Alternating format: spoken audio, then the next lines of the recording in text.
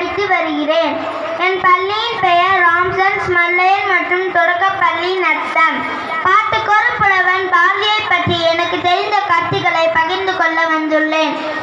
7 தூக்கி பள்ளியில் இன்று பயிலும் பையன்தான் நாடு காக்கும் தலைவனாய் நாளை விளங்கப் போகிறான். தித்திக்கும் தேன் தமிழ் திக்கட்டும் பரவட்டும் முத்தமிழ் தாய்க்கு என் முதற்கண் வணக்கங்கள். எதிர்கால பேய்குளத்தில் நீச்சல் போட்டு நித்தம் நான் பேசிட எழுதிட பேதமை புரிந்திட ஆசிரியர் பெருமக்களே, என் அன்பிய மாணவ செல்வங்களே, ஆண்டோர்களே சான்றோர்களே, என்னை போன்றோர்களே, வையகமே வானகமே, என்னை வாழ வைத்து தமிழகமே, உங்கள் அனைவருக்கும் என் முதற்கண் வணக்கங்களை சொல்லி தலைப்பிற்குள் நுழைகிறேன். தாருங்கள் தங்கள் காதுகளை. சுப்பிரமணிய பாரதியார் ஒரு தமிழ் கவிஞர். இந்திய சுதந்திர போராட்டத்தில் கனல் தெரிக்கும் விடுதலை போல் கவிதைகள் வாயிலாக மக்கள் மனதில் விடுதலை உணர்வை ஊட்டியவர். இவர் ஒரு கவிஞர் மட்டுமல்லாமல் எழுத்தாளர், பத்திரிகை ஆசிரியர். தன்னுடைய பாட்டுகளின் மூலமாக சிந்தனைகளை மக்களிடம் தட்டி எழுப்பியவர். தம் தாய்மொழியாம் தமிழ் மொழி மீது சிறந்த பற்றும் புலமையும் இருந்தது. யாம் அறிந்த மொழிகளிலே தமிழ் மொழிப்போல் இனிதாவது எங்கும் காணோம் என்று போற்றி பாடியுள்ளார். பாரதத்தை ஆங்கிலேய கலிகள் சுற்றி வட்டமடித்துக் கொண்டிருந்த போது தன் பாட்டால் துரத்தி அடித்தவர்.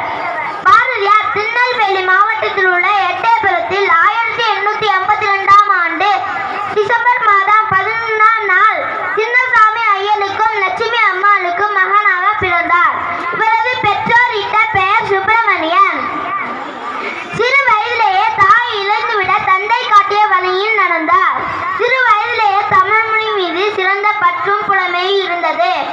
7 வயதில் பள்ளி படிக்கும் போதே கவிதைகள் எழுத தொடங்கினார். தனது 11ஆம் வயதில் கவிப்பாடும் ஆற்றலை வெளிப்படுத்திய பாரதியாரை பாராட்டிய எட்டயபுர மன்னர் அவருக்கு பாரதி என்ற பட்டத்தை வழங்கினார்.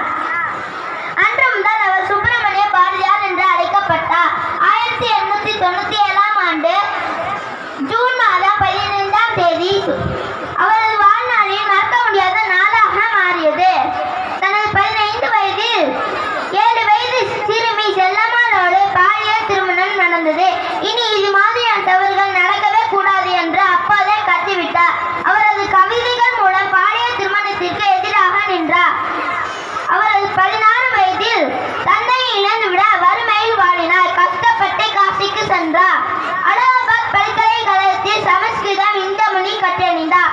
இந்த மொழி மட்டுமல்லாமல் ஆங்கிலம், வங்காளம் போன்ற பிற மொழிகளில் புலமை பெற்று விளங்கினார்.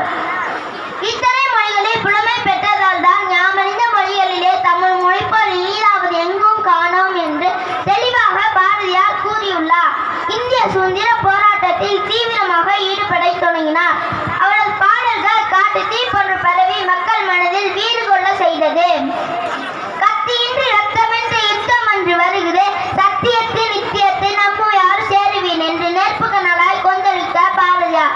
அச்சமில்லை அச்சமில்லை அச்சம் என்பதில்லையே, உச்சி மீது வானில் இருந்து வீழ்கின்ற போதிலும் அச்சமில்லை அச்சமில்லை அச்சம் என்பதில்லையே என்று அவரது வீர வரிகள் ஆங்கிலேயனை கண்டு பயந்து நடுங்கி கிடந்தவனை தட்டி எழுப்பி ஆங்கிலேயனுக்கு எதிராக நிற்க தூண்டியது.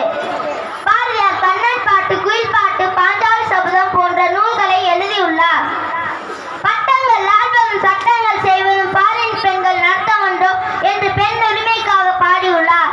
ஜாதிகள் இல்லையடை பாப்பா குலத்தாட்சி வச்சு சொல்லல் பாவம் என்று சீதாமை ஒழிப்பு கொடுத்து பாடியுள்ளார். ஆடுவோமே பல பாடுவோமே ஆனந்த சுதந்திரம் அடைந்து விட்டோம் என்று சுதந்திரம் அடைவதற்கு முன்பே பாடியுள்ளார். பாரதியார் இல்லத்திற்கு அருகில் உள்ள பார்த்தசாரதி கோவிலுக்கு செல்வது வழக்கம். அங்குள்ள யானைக்கு தேங்காய் பழம் கொடுப்பது வழக்கம். அப்படி ஒரு நாள் தேங்காய் பழம் கொடுக்கும் போது யானை அவரை மோதி கீழே தள்ளிவிட்டது. அன்று முதல் அவருக்கு உடல்நிலை சரியில்லாமல் போய்விட்டது. 1921ஆம் ஆண்டு செப்டம்பர் மாதம் 11ஆம் நாள் தனது 39வது வயதில் இயற்கை எழுதினார். பாரதியார் நினைவாக அவரது பிறந்த ஊரில் மணிமண்டபம் மற்றும் திருவுருவச் சிலை கட்டப்பட்டுள்ளது. எட்டயபுரத்திலும் சென்னை திருவல்லிக்கேணியிலும் அவர் வாழ்ந்த வீட்டினை தமிழக அரசு மாற்றி